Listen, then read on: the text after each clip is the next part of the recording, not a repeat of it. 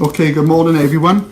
My name's Bob Davis. I'm an osteopath. I graduated 18 years ago in 2000 from the University College of Osteopathy, formerly the British School of Osteopathy, which is one of the largest colleges in Europe. I'm a senior lecturer here at Swansea University on the Masters in Osteopathy programme, and I'm the main person responsible for admissions onto the programme. I also do some work for the General Osteopathic Council, which is the profession's governing body. So what I'm going to do in this brief session, I'm going to give you a little bit of background about what osteopathy is. I'm going to outline the structure for you of the osteopathy programme here at Swansea University. I'm also going to hopefully outline in some clarity what you can expect if you join the osteopathy programme at Swansea. Also how you get onto the programme, and I'm happy to take any questions you post online after that.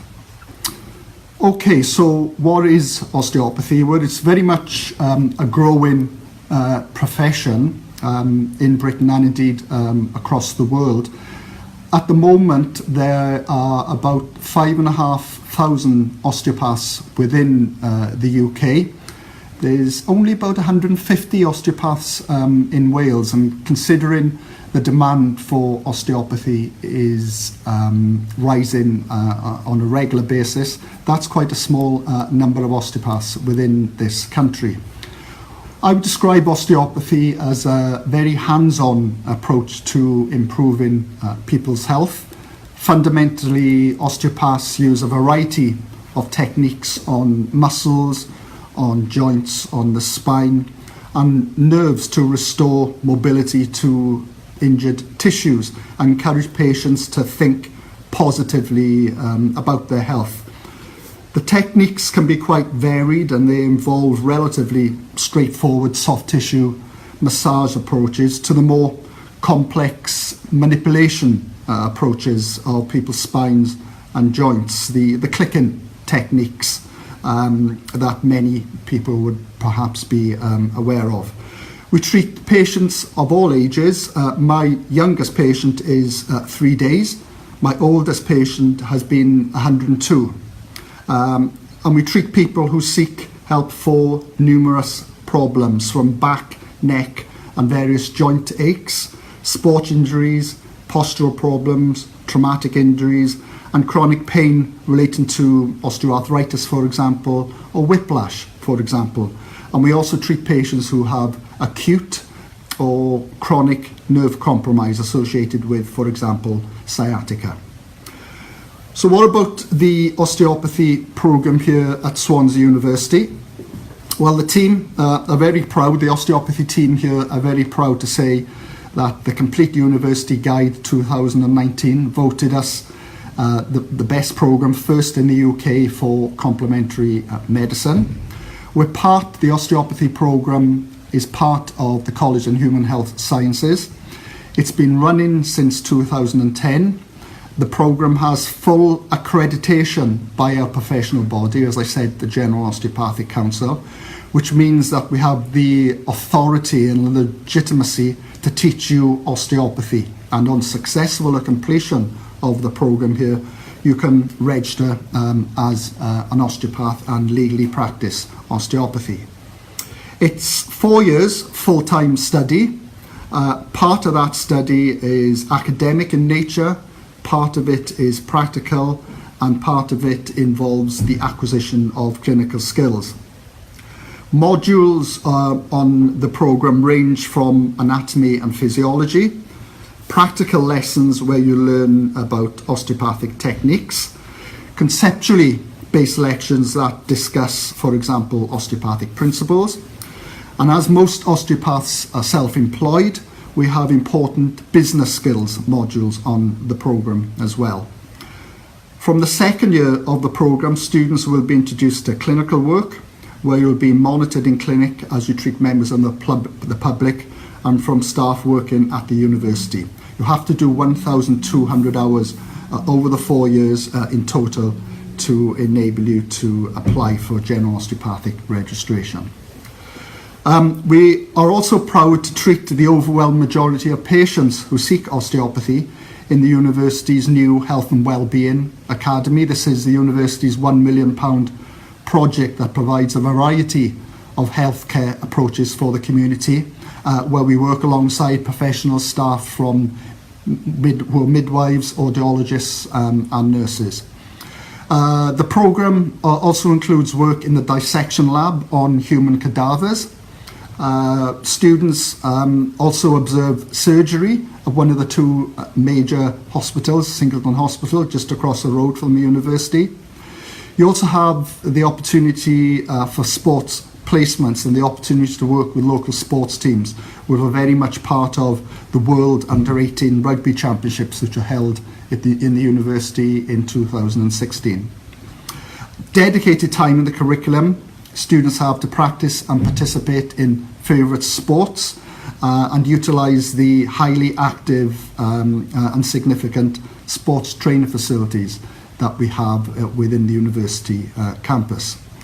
There's also opportunities for students to go on and study further in various Masters and PhD programmes, as some of our recent graduates have done. You can also train to be an animal osteopath, you could work in the National Health Service, or you can become a lecturer in osteopathy.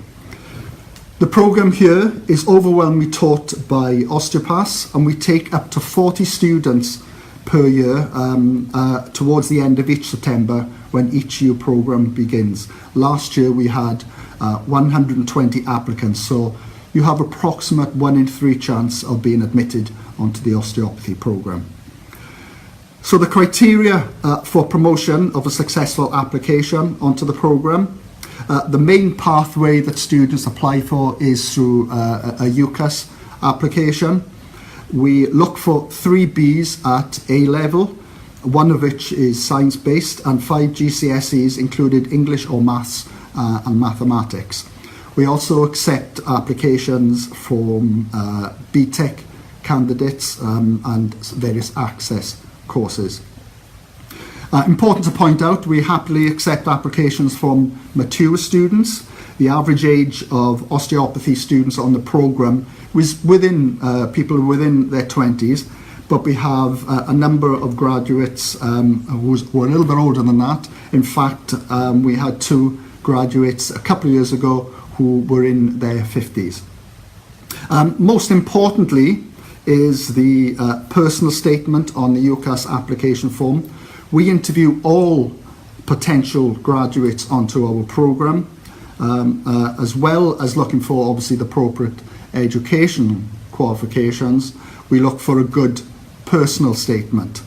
So in your personal statement, if you want to apply for the programme, you should put in the statement why you want to be an osteopath, what skills do you have that'll make you a good osteopath, and importantly, any shadowing experience you have. So you may have sat in with an osteopath recently for a day, a couple of days, and the experience you have from that particular session. That's very important. It shows that you're quite motivated and keen to find out more about osteopathy. So if you haven't shadowed an osteopath, and hopefully you do apply to join us here in Swansea, I would advise that you try and get some shadowing experience which you can put on your personal statement and speak about at an interview stage.